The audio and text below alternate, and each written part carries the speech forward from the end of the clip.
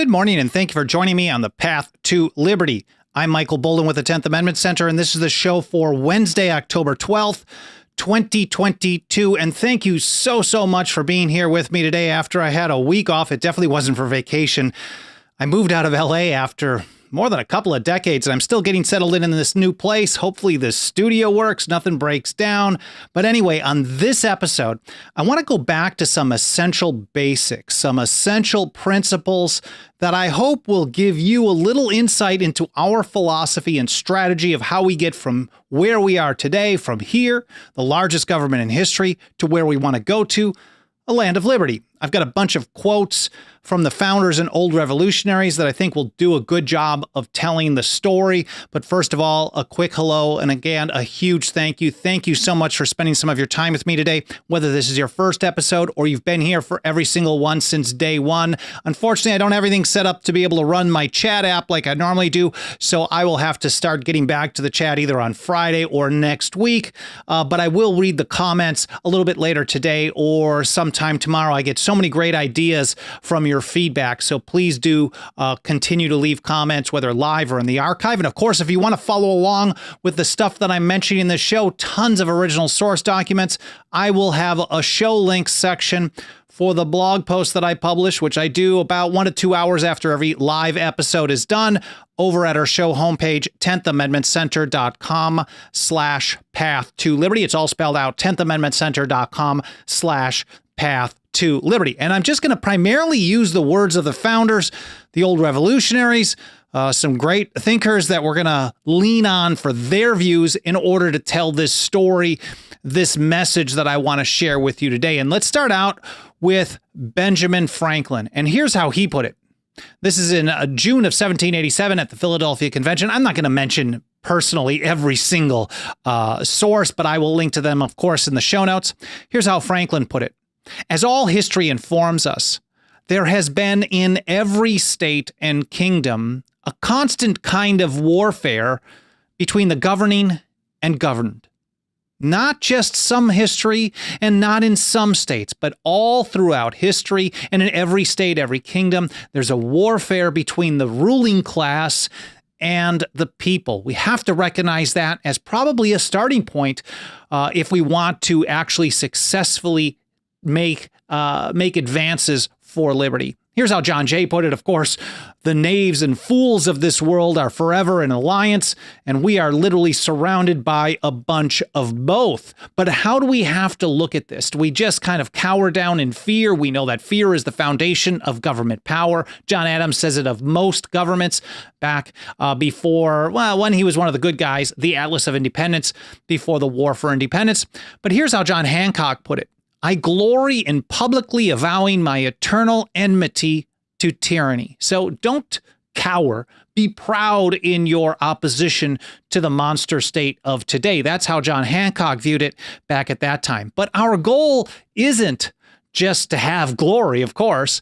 And that's how Madison put it. He said, national splendor and glory are not our object. So what is the goal? Of course, you know where I'm going with this, especially if you watch or listen to this show on a regular basis. The goal, of course, is liberty. And that's how John Dickinson and Thomas Jefferson put it in 1775, July 6th. Our attachment to no nation upon earth should supplant our attachment to liberty. And Patrick Henry, during the Virginia Ratifying Convention, was citing this type of mentality.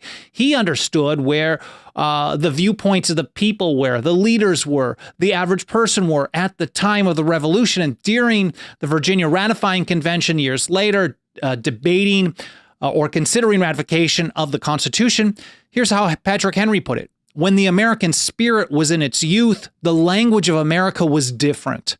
Liberty, sir, was the primary object. And if you look at what Dickinson and Jefferson had to say, I don't know if they necessarily changed from liberty as the primary object to something else, but the general public, certainly Patrick Henry thought, was changing that tune a little bit. And we can see if you look through the documents and the statements and the speeches at the time of the Revolution, the goal was always leading towards more liberty. And that's what we're trying to work towards here today as well. That liberty was, and for us, is the primary object. And Dickinson recognized, like so many others, Thomas Paine and many others, that liberty is a natural right. We have natural rights. Our rights are ours by our birthright. Samuel Adams, of course, talked about this as well. But here's how Dickinson put it in 1776. Our liberties do not come from charters, for these are only the declaration of pre-existing rights.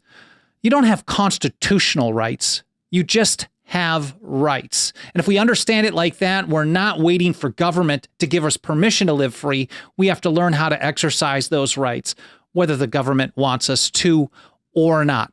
Moving forward to James Otis. Now, if liberty doesn't come from charters and you still have a charter, well, what happens when they go beyond those limits? We have to understand that government will do that. Government does that constantly today. And if we rely on government to keep within its own limits, we shouldn't be surprised when we end up where we are today, the largest government in history. But James Otis Jr., back in 1761, what John Adams many times referred to as the beginning of the controversy between the colonies and Great Britain, his great speech against the writs of assistance of that year, he said, and mind you, this was not about the Constitution for the United States, from 1787, the ratification debates after that. This was in 1761, talking about the unwritten British Constitution, but the principle holds. Any constitution, any rules for government, soon as government goes beyond those rules, there's something else. They're not actually law. And that's how James Otis Jr. put it. He said, an act against the Constitution is void. But we have to recognize that when governments do stuff, they're always going to try to increase their power. And I think that's something that we see almost constantly today. And here's how the great anti-federalist writer Federal Farmer put it. Men who govern will, in doubtful cases, construe laws and constitutions most favorably for increasing their own powers. No one should be surprised that that's how it plays out. But we don't want to rely on government to restrict itself. So if we recognize that people with power will always read, no matter what limits you give them on paper, they will always try to read into it more power than what they're authorized. If we rely on those people in power to define the limits of their own power, again, we shouldn't be surprised when that power grows and grows and grows, no matter who's in charge, whether they're good guys or bad guys or this team or that team. It will always end up growing. And that's why Thomas Jefferson put it this way. The government created by this compact was not made the exclusive or final judge of the extent of the powers delegated to itself. No one who has been delegated power to themselves can determine the limits of their own power, whether it's an individual working in a business, or if you hire someone to do something, or in regards to government. And Jefferson thought that was so important in the Kentucky resolutions of 1798 against the hated Alien and Sedition Act, signed into law by John Adams after he was no longer one of the good guys. But Jefferson recognized that if you relied on government to limit its own power, you were going to run into a lot of problems. The government created by this compact, that is the Constitution for the United States, was not made the exclusive or final judge of the extent of the powers delegated to itself. That is talking about sovereignty or final authority. And to the founders and the old revolutionaries, all power flowed from the people. The people hold final authority. So the government, the creature, can't have more power than the creators. So who's responsible for it? Of course, I know you guys know where I'm going with this. It's the people. It's up to the people to defend their own constitution and their own liberty, whether the government wants them to or not. John Dickinson, arguing for ratification in one of his Fabius letters in 1788. Mind you, this is the guy that we could probably call the father of the Articles of Confederation as well, but he was in favor of ratification. And he was talking about how to deal with a government that does not follow the rules. Well, he said it's ultimately up to the supreme sovereignty of the people, the final authority of the people themselves, because the government is their creature, their creation. And he said it is their duty to watch and their right to take care that the Constitution be preserved, or in the Roman phrase, on perilous occasions, to provide that the Republic receive no damage. Again, that's John Dickinson in 1788. And back to Oh, this is John Hancock. I thought we were going back to James Otis. I got to get my notes in order here. But he points out the very much the same thing. It's ultimately up to the people. And he said the powers reserved by the people render them secure. And this is when he was arguing for ratification in Massachusetts, as long as it went along with a list of recommended amendments, the first of which in Massachusetts in the ratifying convention of 1788 was a precursor to the 10th Amendment. So he's saying, okay, I'm kind of on the sideline. He and Samuel Adams had been on the sideline during the ratification debates there.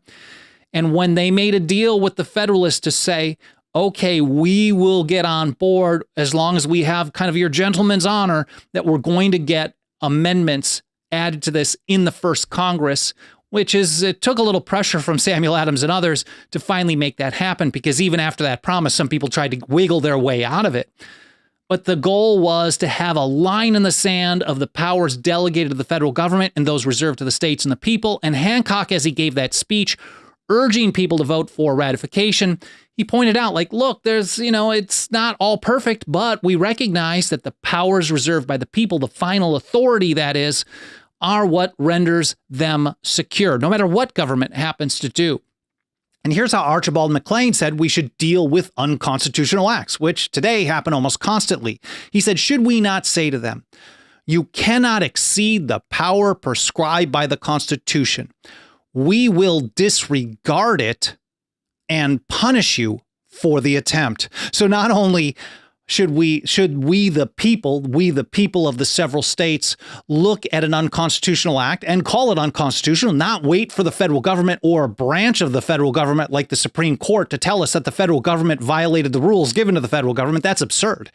Instead of waiting for the federal government to tell us it violated the rules we've given to it, it's up to the people to say, no, you've gone beyond the limits. Now, we the people will disregard what you've tried to do, and on top of it, punish you for the attempt. I think that's a really powerful statement from Archibald MacLean. That was during the ratification debates in 1788 as well. And James Otis Jr., years earlier, he recognized this same type of a thing. It was, as long as people continue to regard, not disregard, as long as people continue to go along with unconstitutional acts, they shouldn't be surprised that there are more and more and more and more and more of those coming every single year.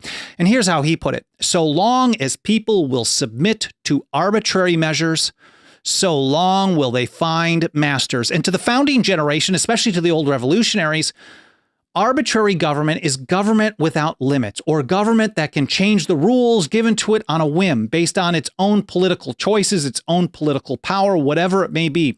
And an arbitrary government is one of the grievances in the Declaration of Independence. That's what the revolution was really about, a big part of it.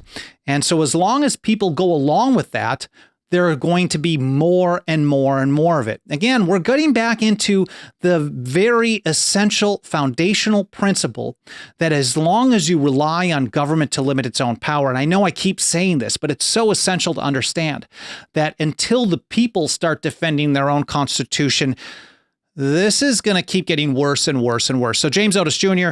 with one of my favorites right there. Here's how Abigail Adams put it. And even if you're not... Whether you're thinking about the limits on government in the Constitution or not, ultimately, the people have the power to do the right thing. And that's how Abigail put it.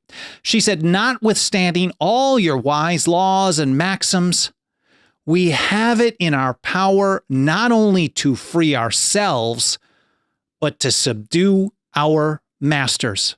Such an awesome quote. And we also have to recognize that getting from the largest government in history to a land of freedom, to a land of liberty, to something that can truly be called the land of the free isn't something that's going to happen in one fell swoop. There is no silver bullet. There is no single law or amendment or convention or proposal, anything that is going to change things overnight. It ultimately gets down to the fact that most people aren't on board with the Constitution and liberty, so it takes time to convince them that this is the right thing. And that's how Thomas Jefferson put it to his friend, the Reverend Charles Clay, in 1790. He said, the ground of liberty is to be gained by inches. We must be contented to secure what we can get from time to time and eternally press forward for what is yet to get.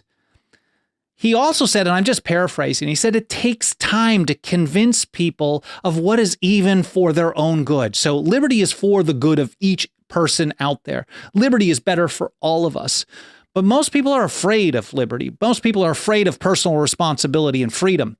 And so they want someone to protect them at all times. And Jefferson recognized this, and he recognized that you have to lead by example and show people that the right way forward is the right way forward for everyone. But people will only learn from experience, and that's why he knew that the ground of liberty is to be gained by inches. And in the long run, I think this really sums up our overall goal and principles so well. This is Joseph Warren and his great Massacre Day oration in Boston, March of, I think this is 1772. The print's a little bit small for my eyes, but I'll get the link in the show notes so we have this correct. Anyways, he said, "May our land be a land of liberty, the seat of virtue, the asylum of the oppressed, a name and a praise in the whole earth, until the last shock of time shall bury the empires of the world in one common, undistinguished ruin."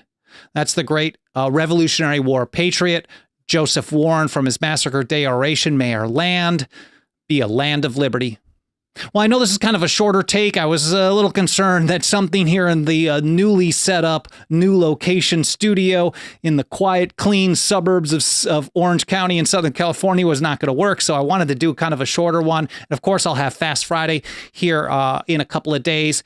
But I should be back to my regular schedule, everything going with the live chat and all that this coming week. In the meantime, I really appreciate you spending some time with me today. If you support us getting this message out to more and more people, nothing helps us roll up our sleeves and get that job every single day more than the financial faith and support of our members. We could really use your help if you're able to pitch in as little as $2 a month over at 10thamendmentcenter.com/members. You can also help us out by leaving reviews on Apple Podcasts, smashing the like button, again, comments, live and in the archive, sharing links, all that stuff that will trigger algorithms of those platforms and tell them to show us to more people. It helps out a great deal. Again, I really appreciate you spending some time with me today. I hope you enjoyed this episode. I hope you learned something that's more important than anything. Thanks for being here. I can't say that enough. I just think it's awesome. Anyways, especially after a week off, because consistency is so important to me when I do this kind of work. So thanks for coming back, or thanks for joining me for a first time, and I'll see you next time here on the path to liberty.